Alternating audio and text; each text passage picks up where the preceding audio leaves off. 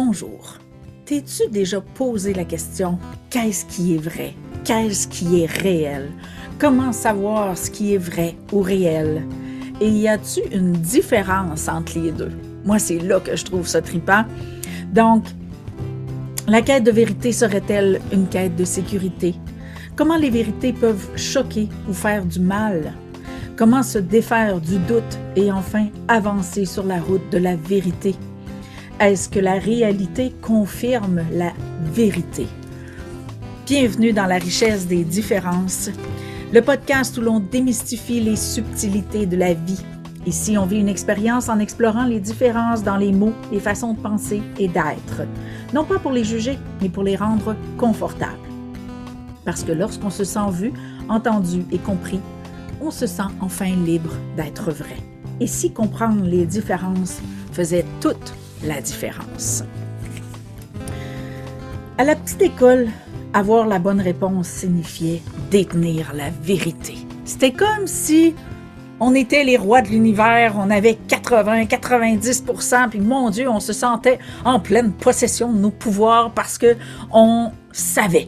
Le savoir a été vraiment un processus où est-ce qu'il y a une bonne réponse et la vérité est là.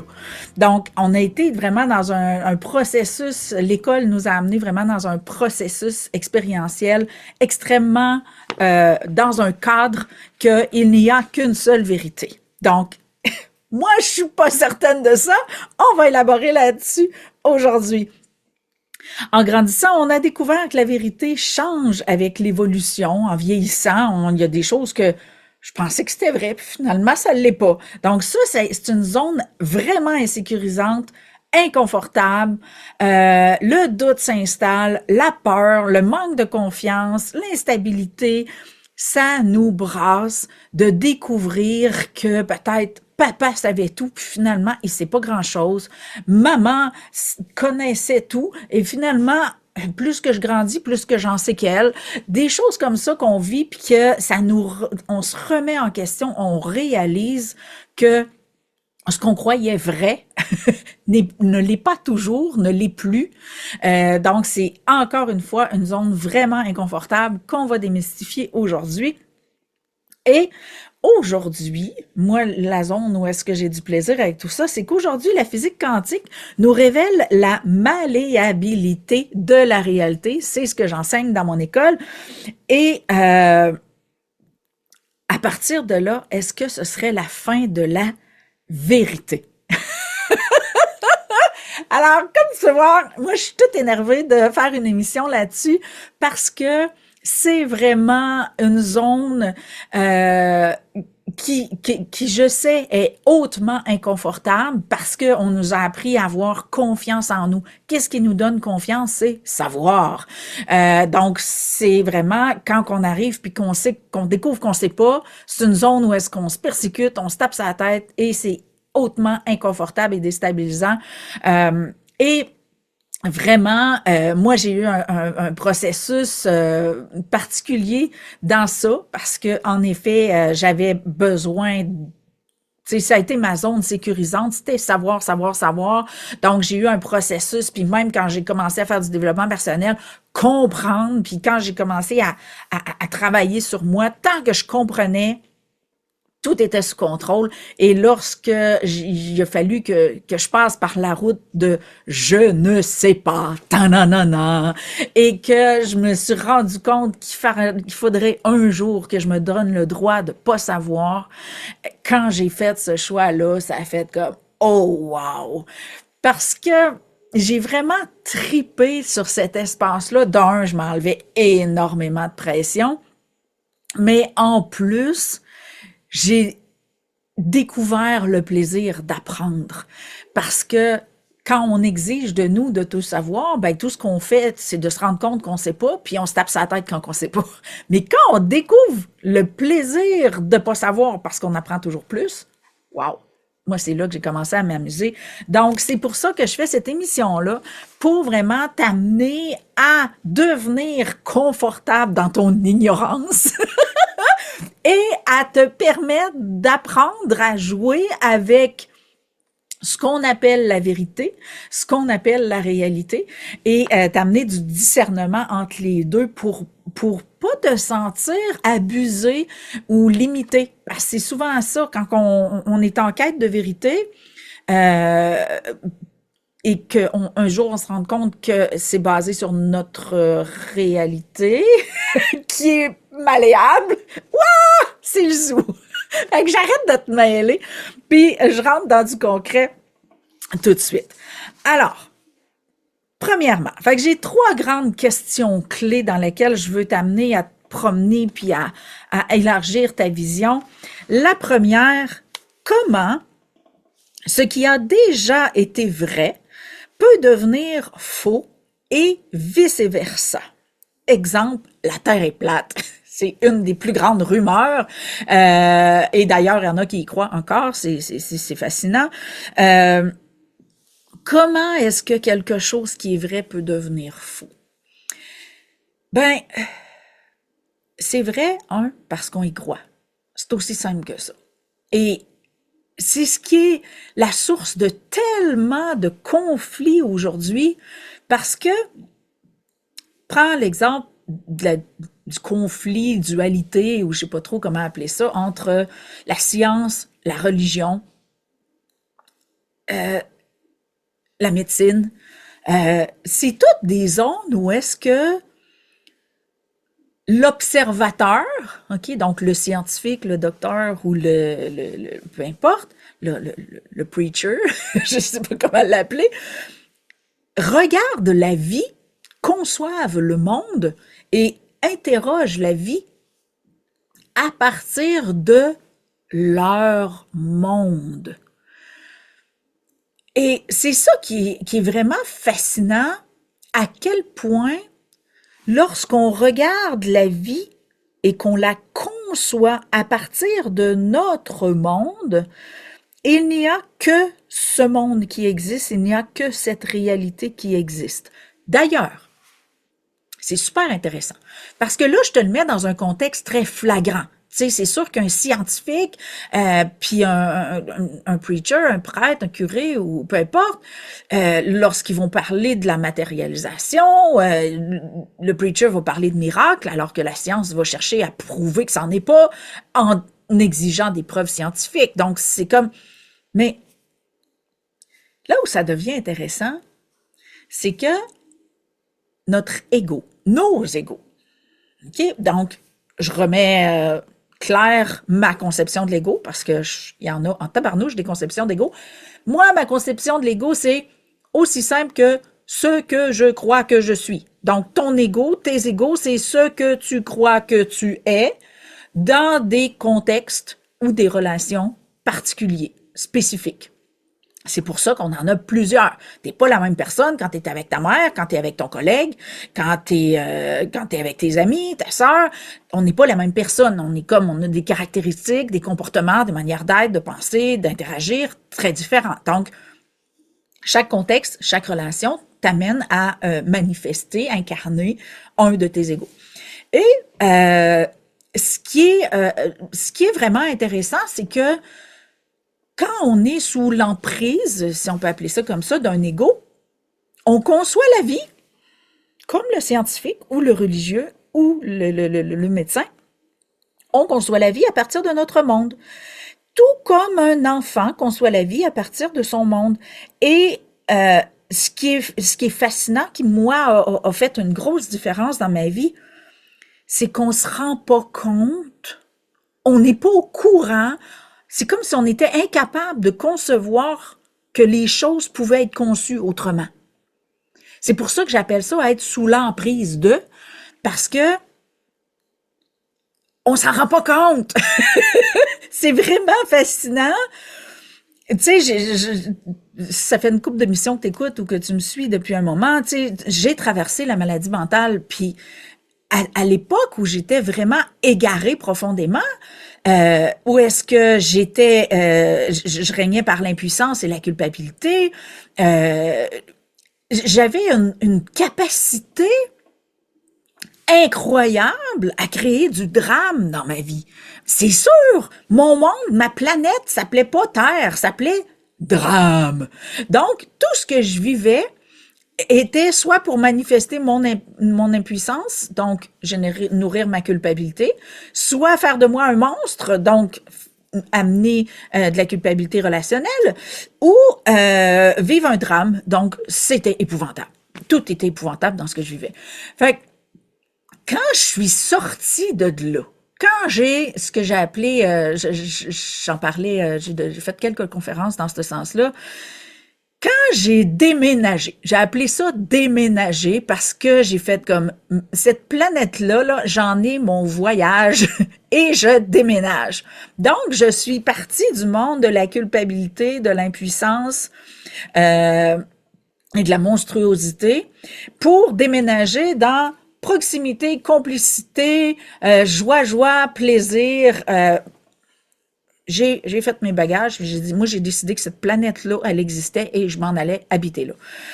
Et il y a un processus qui se produit quand on déménage qui fait qu'on voit notre monde précédent comme de plus loin, comme si quand on prend l'avion puis qu'on s'élève ou si on prenait une fusée spatiale, on s'éloigne de la Terre, ben au lieu que la Terre soit notre maison, puis notre cour, puis notre quartier, puis notre ville, ben la Terre devient un monde.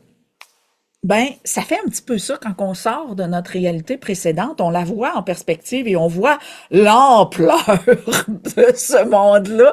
On voit à quel point il n'y avait que ça, à quel point on arrivait à concevoir tout avec d'eux-mêmes, avec une visière, un cadre perceptuel et créatif extrêmement limité. Et c'est vraiment fascinant. Donc, c'est là que je me suis rendu compte que des choses qui étaient extrêmement vraies, comme, premièrement, le plus grand constat, c'est ce que je faisais de moi. Je faisais une victime incroyable et, par temps perdu, un bourreau incroyable. C'est comme, j'avais pas full d'options parce que je passais tout le temps de victime à bourreau dans toutes mes relations. Fait que ça me limitait énormément, donc il y avait très peu de place au plaisir. Même que je me rappelle que j'avais eu une conversation avec un ami puis que j'essayais de l'aider, il voulait pas de mon aide, il voulait cheminer par lui-même, puis il en avait rien à foutre que je l'aide. Mais j'avais dit, ben pourquoi tu me parles de bord, pourquoi tu veux être mon ami de bord? Ben il dit juste parce que j'ai du plaisir à être avec toi. Mais c'était tellement inconcevable dans ma tête à l'époque que je suis devenue totalement déstabilisée quand il m'a dit ça. Puis j'ai fait comme, mais là, je vais faire quoi, moi? J'ai rien à faire, j'ai rien à dire. Ben non, j'aime ça être avec toi, j'aime ça passer du temps avec toi. Et là, je pleurais parce que je pourrais rien faire pour lui, je pouvais rien lui donner, je pouvais lui rien, dans ma tête, je pouvais rien y apporter. Parce que, bien sûr, mon syndrome de l'impuissance était à côté. Donc, c'était vraiment fascinant quand cet ami-là m'a dit ça.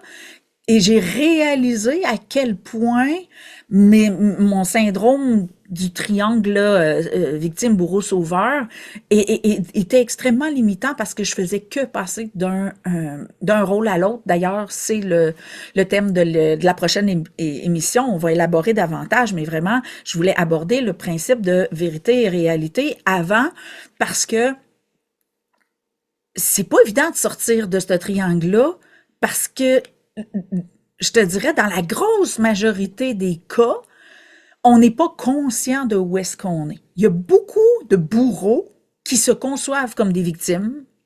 Il y a beaucoup de sauveurs qui sont perçus comme des bourreaux par d'autres. Ce triangle-là, c'est comme si tu arrivais pour passer des auditions, puis que peu importe le film dans lequel tu jouais, tu avais juste le choix entre ces trois rôles-là. Donc, est-ce que tu aurais envie d'être acteur? Pas sûr. Mais c'est vraiment ce qui m'a permis de me rendre compte que je faisais juste passer d'un rôle à l'autre. Et à un moment donné, j'avais donné une formation, une conférence, je pense que c'était sur la confiance en soi, je me souviens plus. Puis, il y a une des personnes qui me demande, ouais, mais c'est lequel qu'il faut être dans le triangle des trois? Ben, j'ai le but, c'est d'en sortir. Et la personne ne savait pas qu'on pouvait sortir de ce triangle-là. C'est comme si on faisait juste, il fallait choisir celui-là qu'on trouvait le moins pire, mais les trois sont des rôles extrêmement limitants, autant pour nous-mêmes que les gens qu'on côtoie. C'est pour ça que j'ai prévu faire la prochaine émission dédiée là-dessus. Donc, ma question initiale avant que je parte en peur avec tout ça, c'était comment ce qui a déjà été vrai peut devenir faux. Premièrement, en changeant nos lunettes, en changeant notre perspective, en changeant de rôle dans notre histoire. Je vais revenir plus loin, mais c'est vraiment là que ça se passe. Maintenant, deuxième question, Spring. Notre malaise qu'on va tous avoir à rencontrer, si ce n'est déjà fait, et ça même plusieurs fois, c'est le constat d'une de nos vérités qui s'est révélée être fausse. On a tous rencontré ça. Et on a eu le choix de se taper sa tête, de se définir, donc s'identifier à l'erreur, ou de se gratifier d'apprendre. Encore une fois, ces trois postures-là vont faire de toi, vont comme nourrir un ego qui va se perpétuer, qui va vouloir se confirmer, qui va vouloir exister à la vie, à la mort. Donc, inévitablement, on a eu cette expérience-là. Et je t'invite vraiment, si tu es dans une impasse où tu t'es qualifié, OK? Donc, une identité, c'est un amalgame, un composé de qualificatifs quantitatifs. Une identité, donc un ego, c'est un amalgame de caractéristiques qui te définissent. Et c'est ce que je fais quand j'accompagne, c'est ce qui se vit par le biais de l'école, c'est qu'à un moment donné, il y a un moment où est-ce que va falloir que tu vives des expériences autrement que dans l'issue de te définir. Il y a plein de façons de vivre des expériences. Mais malheureusement, parce que quand on était petit, tout ce qu'on voulait, c'est exister et qu'on vit dans un monde mental que les seules choses qui existent, c'est parce qu'elles sont nommées, ben, on voulait se définir, donc se coller des étiquettes pour nous définir, pour nous permettre d'exister. Et c'est là qu'on s'est égaré dans tous nos égos, qui a fait qu'on est devenu prisonnier de l'identité et que toutes nos expériences servent soit à confirmer une identité, qu'elle soit confortable ou pas, on s'en fout là, OK? C'est ça qui est vraiment, quand je dis j'amène les gens à exister sans se faire chier, là, ben c'est ce qui est vraiment chiant, c'est que si on a réussi à exister sous une forme et que cette forme-là est chiante, puis que c'est la seule forme sous laquelle on a réussi à exister, ben on va y rester. Et c'est ça que moi, j'ai dit, je veux trouver une solution pour sortir de là, et c'est pour ça que je l'ai mis en place. Mais à la base, moi je te dis, à l'issue des expériences, au lieu de te définir, donc te coller des étiquettes, développe le réflexe de focusser sur l'apprentissage au lieu de focusser sur l'identité qui en découle. Ensuite, ça c'est le petit bout que j'aime bien, il n'y a pas que vérité vraie ou fausse et réalité réelle ou pas. C'est la synergie entre les deux qui fait la différence, la richesse des différences. Donc, qu'est-ce qui est vrai, qu'est-ce qui est faux, qu'est-ce qui est réel, qu'est-ce qui ne l'est pas? C'est la synergie, OK? Quand on parle d'une synergie, ça veut dire qu'un dépend de l'autre et un est indissociable de l'autre. Une synergie, ça veut dire que c'est le mouvement entre les deux qui fait que ça donne quelque chose, OK? Tout comme la synergie dans les composantes d'un moteur, admettons. Si tu n'enlèves, il n'y a plus de synergie. Si tu en rajoutes puis qu'elles sont impertinentes, tu mets des pièces de balayeuse dans un moteur de je sais pas quoi, ben ça marchera plus. OK? Donc, c'est vraiment la synergie, c'est la compatibilité / complémentarité, pour ne pas dire dépendance, parce qu'il y a certains systèmes qui sont dépendants. Donc, la synergie, c'est l'interaction qui amène vers un résultat. Donc, c'est vraiment l'espace où je vais t'amener aujourd'hui à comprendre comment ça se peut qu'il n'y ait rien de vrai ou faux et que tout soit vrai ou faux et que la réalité est 100% malléable. Là, on va dire, ah, c'est énerve, la Beaumont. Non, non, non, non, non. Pourquoi? Parce que je l'ai expérimenté et je l'enseigne aujourd'hui. Donc, c'est vraiment la zone de plaisir par excellence. Et ce qui est fascinant, c'est qu'on le fait déjà, mais tellement sans s'en rendre compte qu'on le soupçonne pas, qu'on a cette capacité-là à jouer avec la malléabilité de la réalité, parce qu'on le fait à tous les jours, spontanément. On est comme... Et là, je sais que tu m'aimeras pas, peut-être pas, mais en même temps que tu vas faire comme... pas tout à fait faux. On est toutes des psychosés. On se raconte toutes des histoires dans nos têtes. On se fait des accraires. On regarde quelqu'un qui pose le regard sur nous. On se raconte des histoires. Quelqu'un va dire une parole. On se raconte des histoires. On fait quelque chose, puis on soupçonne que ça va avoir dérangé quelqu'un. On pense on dit, on envoie un email, un texto, puis on se dit, j'espère que... Constamment. OK? Et est-ce que c'est vrai ce que tu as dit? Est-ce que c'est faux? Est-ce que l'autre va considérer comme vrai ou faux? Est-ce que c'est réel? Est-ce que c'est pas réel? Ça dépend d'une chose. Une chose. Qui travaille en équipe.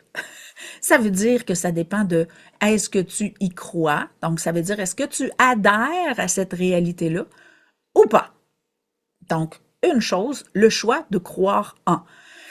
Et pourquoi je dis deux? Ben, c'est parce que si vous êtes deux dans ça, ben, il faut que les deux y croient pour que ça existe. Si les deux y croient pas, les mondes respectifs des deux vont exister, mais ils se rejoindront pas parce qu'ils seront pas capables de regarder quelque chose qui est vrai. Fait que ça va générer des conflits. Fait que c'est vraiment l'espace. Dans le fond, là, ce que je veux que tu fasses aujourd'hui, c'est comprendre que quand on parle de vérité versus réalité, que tu prennes conscience que une vérité ou une réalité, la seule chose qu'ils ont en commun, c'est le choix d'y croire et la synergie entre les deux. Donc, tu te proposes une vérité, donc tu te proposes une réalité. Donc, tes sens, ce que tu entends, ce que tu penses, c'est des propositions. Tu choisis d'y croire, bang, ça devient ta réalité, ta vérité. Du moment que tu arrêtes d'y croire, c'est plus rien. Donc, c'est pour ça que je te dis, tout est vrai, tout est faux.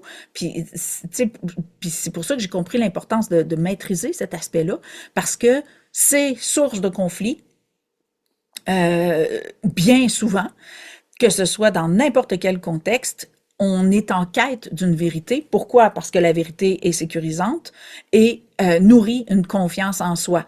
Et c'est pour ça qu'on veut tous avoir raison, parce que c'est sécurisant. Mais quand on se rend compte que demain matin, comme on s'est rendu compte en grandissant dans notre vie, c'est sûr, à un moment donné ou à un autre, tu t'es rendu compte qu'il y a quelque chose qui était vrai, qui est devenu plus vrai. Qu'est-ce qui a fait que tu as cru que c'était vrai à un moment donné, puis que tu as cru que c'était plus vrai à un moment donné? On s'en fout. Mais ce que ça l'a fait comme dommage, comme répercussion, c'est que tu sais maintenant que tout ce que tu crois vrai peut devenir faux demain matin. Et ça, même si tu y penses pas tous les jours, puis tu te lèves pas le matin en disant qu'est-ce que je sais tout croche, ou qu'est-ce que je sais pas, même si tu t'acharnes pas avec cette problématique-là, c'est là pareil.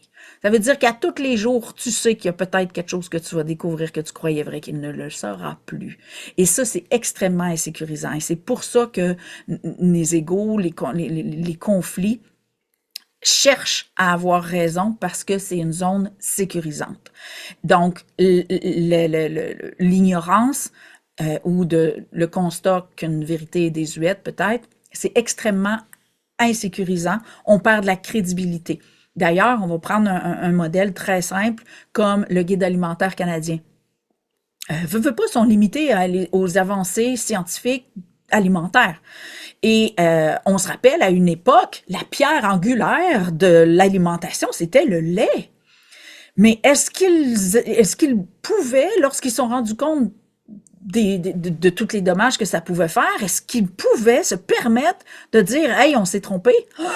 C'est le guide alimentaire. » Donc, il a fallu que la société évolue suffisamment pour permettre à ceux qui ne savent pas de pas savoir, pour leur permettre de nous dire « Hey, c'est ça finalement! » Parce que sinon, on serait encore en train de consommer du lait comme des veaux alors qu'on sait que c'est dommageable.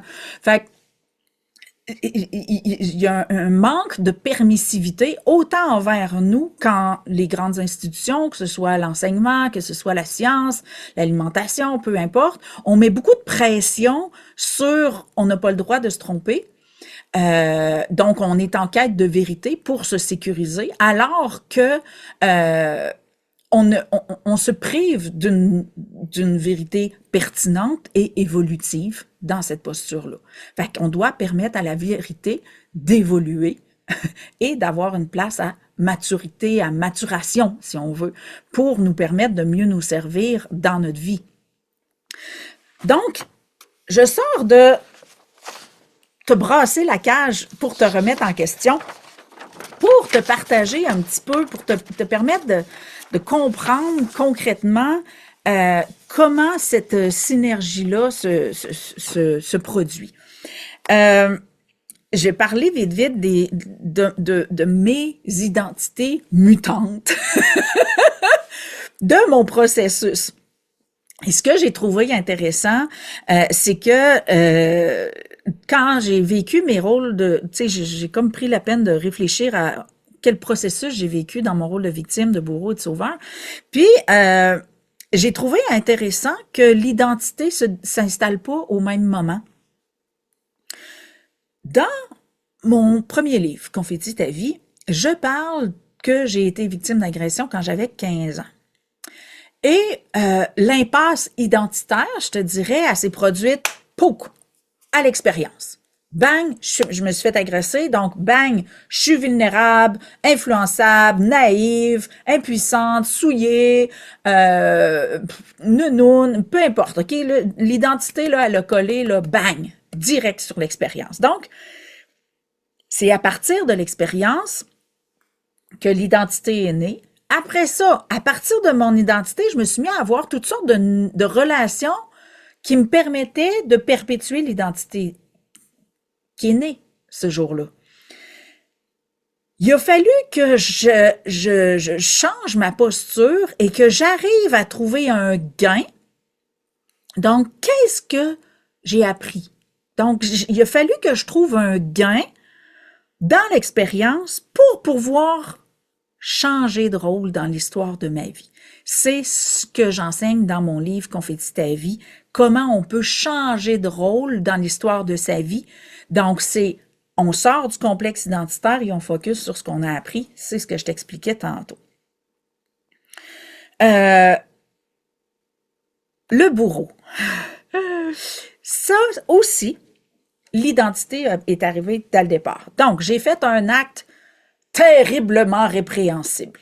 Pour moi, c'est un des actes le plus honteux. Je le raconte dans mon deuxième livre. Pour moi, c'était l'acte le plus honteux que je pouvais faire dans ma vie.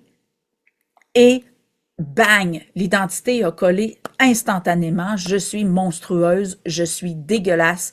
Donc, c'était vraiment... l'identité a collé dès le départ. Qu'est-ce que j'en ai fait? Dans la victimisation, j'ai eu des relations qui me permettaient de confirmer mon identité. Dans le bourreau, ça a été différent. J'ai eu besoin de me punir. Donc, à partir de l'identité, je me suis punie.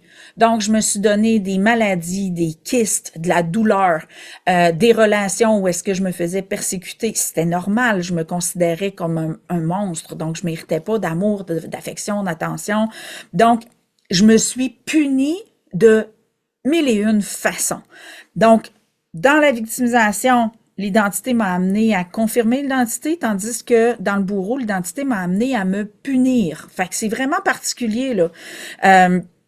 Et qu'est-ce qui m'a amené à sortir de là? La révélation. Donc, je ne savais pas que cette expérience-là allait m'affecter autant dans mon système de valeurs. Euh, Comment on se définit comme un monstre quand on se dévalorise à un niveau d'une bassesse innommable? Donc, la révélation, c'est si j'avais su l'impact que ça aurait sur moi, sur les autres, si j'avais su, est-ce que je l'aurais fait? Non. Si j'avais pas été dans une détresse euh, aussi grande. Puis c'est vraiment fascinant parce que je t'en parle aujourd'hui et dans le dernier 6 mois, j'ai vraiment fait des prises de conscience incroyables de traumatismes qui me hantaient. Euh, et quand je parle de cet épisode-là où est-ce que j'ai fait un acte monstrueux, je réalisais même pas, même après m'être libérée de ça, euh, 16 ans plus tard, puis de m'être accordé mon pardon de je ne savais pas, j'avais même pas réalisé, puis ça remonte à 2020, euh, quand je me suis accordé mon pardon d'avoir fait l'acte que j'estimais monstrueux, je réalisais pas à quel point j'étais en détresse profonde quand j'ai vécu l'expérience. Donc, mais je me suis accordé mon pardon pareil. Puis je pense que c'était ça l'important. C'était pas de voir à quel point tu sais, l'expérience n'était pas de me justifier. L'expérience était d'arriver à m'aimer dans mon échappée, dans ma perte de contrôle. Parce que c'est toujours ça. On n'est jamais méchant pour de vrai, pour faire exprès. On est méchant soit pour exister, ou soit par détresse, ou par... tu sais, on n'agit pas volontairement pour se faire haïr, là. C'est ça qu'on oublie. Donc, ça a été vraiment, pour moi, mon expérience de bourreau a été le parcours qui m'a amené vers l'amour inconditionnel de moi, mon pardon ultime. Euh, Est-ce que j'aurais pu penser, puis est-ce que je dirais, hey, va vivre ça, là, tu vas triper au bout? Non, ça m'a pris 16 ans à sortir de cette impasse-là. Mais combien de gratification j'amène? Puis je suis même pas sûre, personne, tu sais, l'agression sexuelle, par exemple, tu sais, le pourcentage d'hommes et de femmes qui ont vécu cette expérience-là est assez impressionnant. Est-ce qu'on en a toutes fait la même chose? Non. Donc, c'est pas l'expérience qui fait le résultat ou peu importe, c'est ce qu'on en fait. Et moi, ce que j'en ai fait, ça a été ma route, mon chemin de croix, je sais pas comment appeler ça, mais tu sais, pour moi, de faire un acte monstrueux qui m'a amené à me définir comme un monstre a été ma route pour cheminer vers l'amour inconditionnel, donc d'arriver à m'aimer dans l'espace le plus honteux de mon incarnation. Donc, c'est pour moi un espace précieux. C'est une expérience de vie, une étape. Donc, c'est une école, mais ce n'est pas l'espace où je demeure aujourd'hui. Ça a été une école, c'est tout. Et le dernier, mon expérience de la sauveuse, c'est là que j'ai trouvé ça intéressant parce que l'identité vient plus tard. Tu sais, la victime puis le bourreau, l'identité vient dès le départ, mais le sauveur, l'identité est venue plus tard et j'ai trouvé ça super intéressant de me rendre compte en composant l'émission d'aujourd'hui. J'avais un désir, c'était rendre heureuse ma maman, rendre heureux les gens autour de moi. Et parce que, puis là, je te le dis avec un maximum de lucidité, parce que le processus s'est fait spontanément dans l'inconscience, mais à l'époque, j'ai considéré que j'avais échoué. Aujourd'hui, je me rends compte que j'ai conçu l'échec, pas parce que les gens étaient pas heureux, parce que les gens étaient pas heureux comme moi, je pensais qu'il fallait être heureux. C'est vraiment cool, hein? Le constat, à cette heure, avec ma maturité émotionnelle, je sais que les gens étaient heureux, étaient même heureux, je les rendais heureux, mais j'étais pas capable de le concevoir comme vrai. D'un, parce que je me nourrissais d'impuissance, Mais en plus, les gens étaient pas heureux comme de la façon que moi j'étais heureuse. Ils exprimaient pas leur bonheur de la façon que moi je pensais qu'on manifeste le sentiment de bonheur ou de joie. Donc, je les concevais comme malheureux. J'avais un focus qui m'amenait, parce que j'étais dans le syndrome du sauveur, j'avais un focus qui me faisait regarder puis voir tout le monde malheureux parce que je voulais les rendre heureux. Donc, j'étais un bourreau qui agissait comme une sauveuse. Donc, je voulais rendre les gens heureux, mais étant donné que je voulais rendre les gens heureux, j'observais, puis dans ma conception des gens, ils étaient tous malheureux parce que c'était la seule façon que je pouvais m'acharner ou me dévouer à rendre les autres heureux. Donc, je devenais un bourreau inconscient dans mon rôle de sauveur. C'est vraiment fascinant, ce triangle-là. Donc, ce que j'ai trouvé intéressant, c'est que j'avais un désir de rendre heureux, j'ai conçu mon expérience comme un échec, je me suis jugée, donc persécutée dans cet espace-là, et l'identité est venue par après. Donc, l'identité s'est nourrie à force de me proposer des échecs, des échecs, des échecs. L'identité est venue. Donc, mon amour ne sert à rien. C'était quoi mes croyances? Donc, c'était mon amour sert à rien. Mon amour ne suffit pas, je ne suffis pas, ça me donne rien d'aimer, donc j'en passe là. Donc les identités, donc l'ego est né vraiment par accumulation du schéma relationnel d'impuissance. Fait que c'était vraiment intéressant. Et comment je suis arrivée à sortir de ça? Je suis entrée en reconnaissance, donc ça veut dire je l'ai vu, j'ai été capable de me rendre compte, ok? Donc je suis rentrée en reconnaissance de mon ignorance et je suis arrivée à m'aimer. Donc, c'était quoi mon ignorance? C'est pas ma job de rendre quiconque heureux. Ma job, c'est de me rendre heureuse. Deuxièmement, je sais pas de quoi ça a l'air quelqu'un d'heureux, parce que je regarde juste le monde malheureux, puis je l'étais pas. Fait que je pouvais pas savoir c'est quoi quelqu'un d'heureux. Je n'avais ni les compétences, à 5 ou 10 ans, t'as pas les compétences de t'occuper d'une mère instable émotionnellement, là, qui a pas la santé mentale. Donc, il a fallu que j'entre dans un processus où c'était pas ma job, je ne savais pas. Et je n'avais ni les compétences, ni la responsabilité que je m'imposais. Donc, dans la reconnaissance de mon ignorance, excuse-moi dans la reconnaissance de mon ignorance, je suis entrée dans l'amour de moi, et je me suis permis de passer à autre chose, donc pour sortir de ce rôle-là. Donc, ça a été vraiment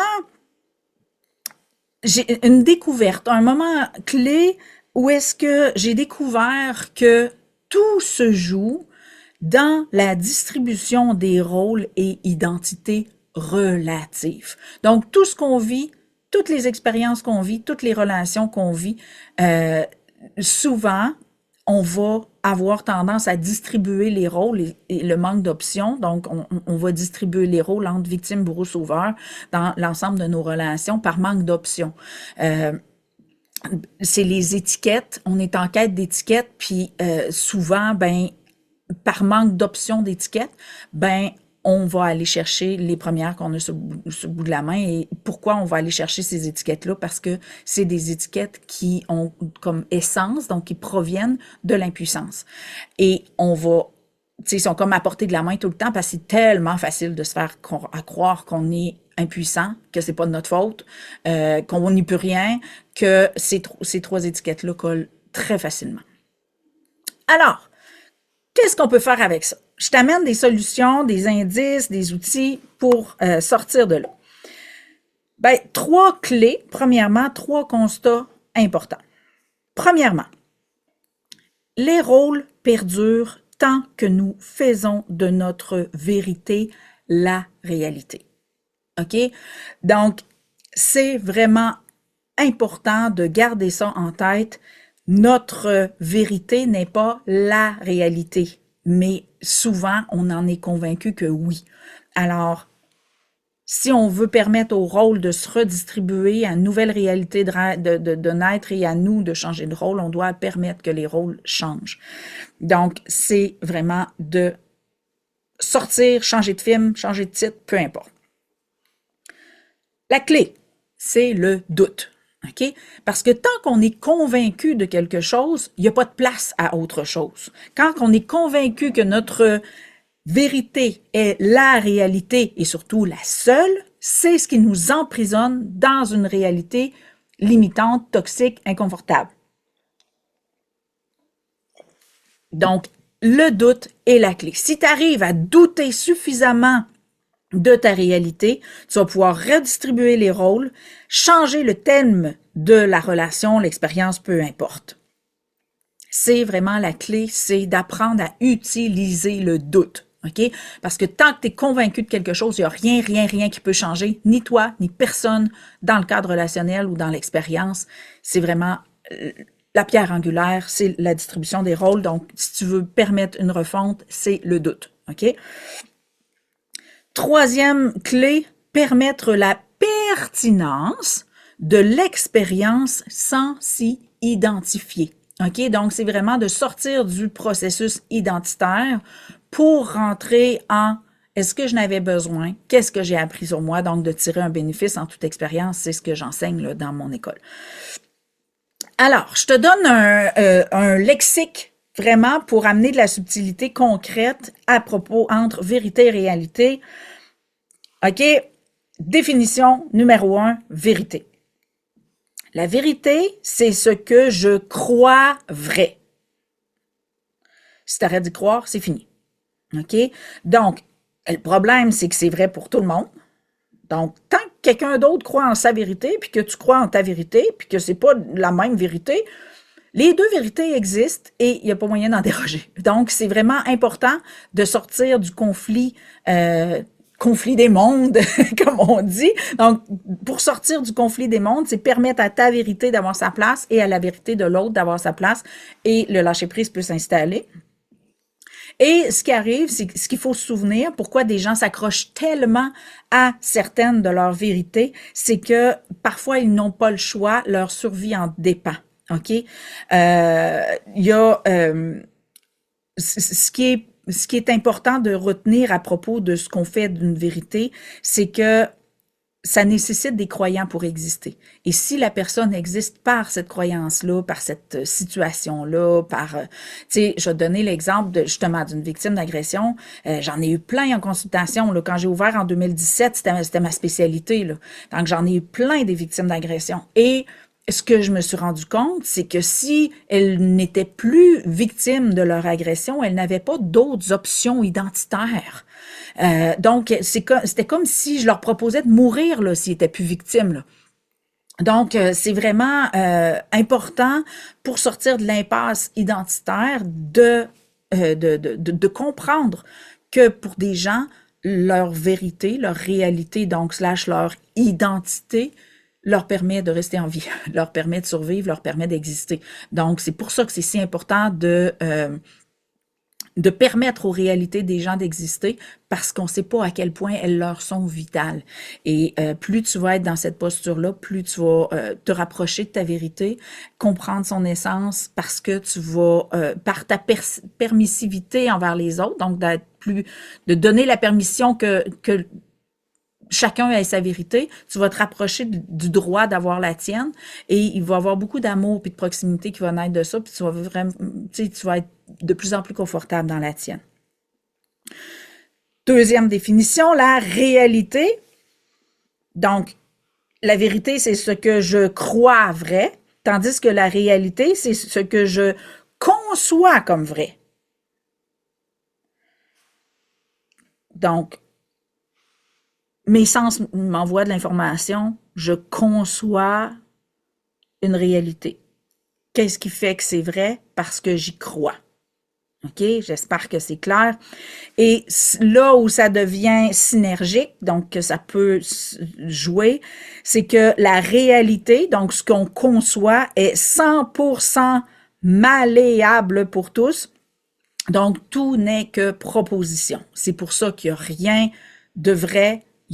Tout est vrai, il n'y a rien de réel, tout est réel. OK?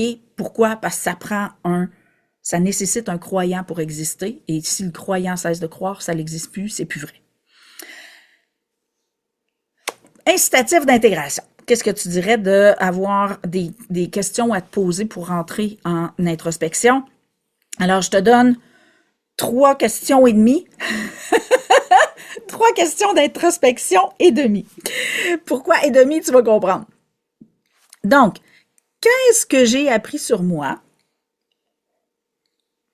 Donc, si tu as vécu une expérience qui t'intoxique, qui te heurte, ça fait du gros heurte, puis tu aimerais ça t'en défaire, ben, rentre dans un processus d'introspection et dis-toi, qu'est-ce que tu as appris sur toi? Tu vas pouvoir arrêter de te définir, puis tu vas focusser sur qu'est-ce que tu as appris. Quel besoin ai-je comblé? Parce que des fois, on a des besoins inconscients. Comme moi, quand je me suis fait agresser sexuellement, j'étais adolescente, j'avais 15 ans, j'avais pas de sein, c'était le néant total et j'étais convaincue que je ne séduirais jamais, que je ne pourrais pas plaire. Et je vais te dire, quand tu plais à cette raideur-là, le complexe est parti assez vite. Donc, tu comprends-tu que j'avais besoin de savoir que je peux plaire et j'ai eu ma réponse. Est-ce que ça aurait pu se faire autrement? Est-ce que je l'aurais cru si quelqu'un m'aurait dit « Ah, t'es belle! Là, j'ai fait comme « Ok, je peux séduire pareil, je peux attirer pareil. » Donc, ça m'a vraiment ébranlé. Avec maturité, bien sûr, là, pas live, là, mais maintenant, oui. Et la troisième question, que puis-je développer en cas de récidive? Donc, ça veut dire, si j'ai vécu quelque chose, si j'ai appris quelque chose sur moi, si un besoin est comblé, est-ce que j'ai besoin de le revivre?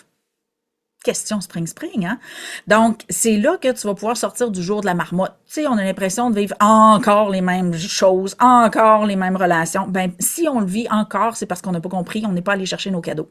Donc, que puis-je développer en cas de récidive? Donc, tu vas apprendre à te connaître, tu vas apprendre à développer du potentiel, mais ce qui va être intéressant avec la clé de la troisième question, et c'est pour ça que j'ai dit une question et demie, ben, est-ce que tu as vraiment besoin de le revivre?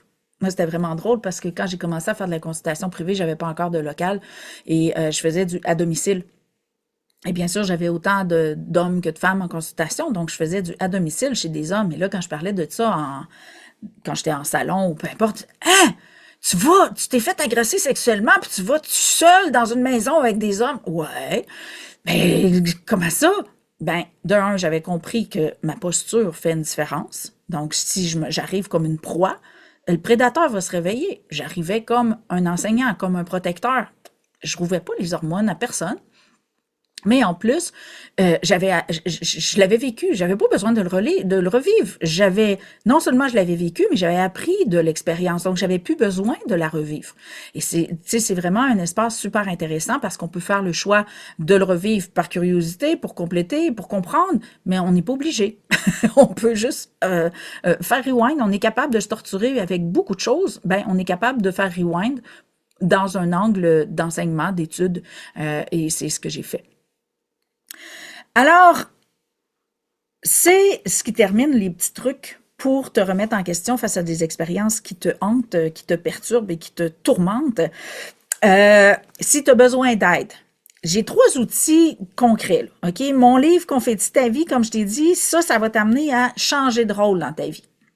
Je raconte comment j'ai changé de rôle, comment j'ai transcendé la maladie mentale, la tentative de suicide de mes proches et l'agression sexuelle. Donc, c'est vraiment, je te raconte, mais autant en enseignement qu'en expérience. Donc, c'est vraiment, Confetti ta vie, c'est vraiment le livre qui va t'amener à comprendre le processus qui amène à changer de rôle dans notre vie. Et si Dieu était matière, lui t'amène à découvrir ce que je viens de t'expliquer, le processus identitaire, puis la maîtrise de la malléabilité de la réalité, du libre arbitre, de l'ego et tout ça. Donc, on rentre vraiment plus en profondeur. Donc, c'est découverte, exploration, puis expérience. Donc, tu vas vraiment vivre tu sais, c'est un outil de transformation. C'est un processus. Et l'école, ben là, tu vas arriver vraiment dans une maîtrise parce que l'école, là, c'est un programme qui dure environ de 6 mois à 1 an, tout dépendant de ton rythme d'intégration puis de disponibilité. Ça va vraiment t'amener dans la maîtrise de tout ça. Fait que c'est vraiment où est-ce que t'en es? T'es rendu où dans ton processus? Parce que moi, je voulais vraiment des outils qui peuvent aider tout le monde, peu importe où ce qu'ils sont rendus. Fait que c'est vraiment tout dépendant où est-ce que t'es rendu. C'est 3 outils vraiment géniaux pour t'aider dans ton processus. Si tu veux cheminer par toi-même, c'est la route à prendre. Alors, je termine avec mon nouveau mantra. Donc, comme j'expliquais à l'épisode précédent, depuis l'épisode 9, maintenant, les mantras que j'envoyais chaque semaine, chaque dimanche, pendant 9 ans, j'ai envoyé des mantras à tous les dimanches. Et en mars 2026, j'ai pris la décision d'intégrer mes mantras à mes épisodes de podcast. Je trouvais ça plus constructif d'amener un outil à la fin de l'épisode pour faciliter l'intégration de ce que j'ai parlé. Alors, j'y vais du mantra de la semaine. C'est le temps de sortir ton papier et ton crayon. Alors, je me souviens que toute réalité nécessite mon choix d'y croire pour en faire l'expérience. Je mets dès maintenant présence et choix face à toute proposition de vérité. Alors, je répète, je me souviens que toute réalité nécessite mon choix d'y croire pour en faire l'expérience. Je mets dès maintenant présence et choix face à toute proposition de vérité.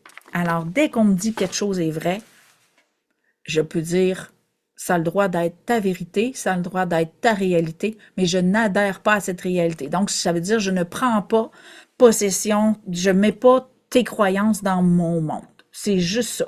On permet que les mondes se voisinent, on permet la coexistence des mondes, mais on n'est pas obligé d'adhérer à toutes les réalités, à toutes les vérités. De la même façon que tout le monde n'est pas obligé d'adhérer à nos réalités et vérités. Alors, le mantra vraiment amène dans cet espace-là où on peut choisir de croire ou pas ce en quoi on croit. Qui va faire une grosse différence entre la vérité et la réalité. Donc, j'espère que t'apprécies cet épisode-là. Moi, c'est un espace que j'adore. Je le côtoie, je le vis, je l'enseigne. C'est vraiment ma passion. Donc, ça m'a vraiment fait plaisir de te livrer cet épisode-là. Alors, je t'invite vraiment à t'abonner au podcast, à écouter tous les autres épisodes qui étaient vraiment géniaux. Si tu me découvres par le biais de cet épisode-là, tu as accès en format vidéo par YouTube et Spotify, en audio sur la majorité des plateformes de déploiement de podcasts. Donc, tu peux aller sur richessedesdifférences.ca pour choisir ta plateforme d'écoute et d'abonnement. Je t'invite vraiment à partager. Je te remercie de ton écoute. J'espère que tu as autant de fun que moi à côtoyer les subtilités de la richesse des différences. Je te souhaite une excellente journée. À la semaine prochaine, on va parler de victime, bourreau, sauveur en profondeur. Bonne journée.